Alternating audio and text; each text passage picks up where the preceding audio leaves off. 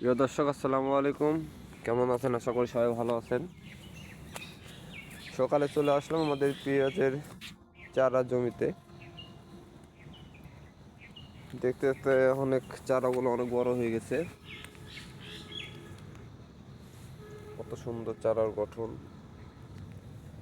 এই যে দেখেন, সুন্দর গঠন।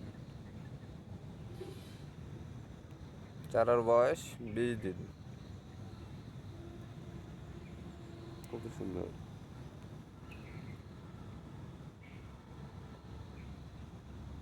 এখন ব্যবহার করবো এজনের এবং হলো রোগলাল পাউডার, তাহলে পেঁয়াজের চারা হয়ে যাবে। আর এ পাশে আছে পেঁয়াজ, জাত হলো মেটাল। পেঁয়াজের বয়স হচ্ছে প্রায় 1 মাস 10 দিন। গ্রোথ অনেক ভালো। দেখেন গাছের ওরা মোটামুটি অনেক মোটা, অনেক ভালো।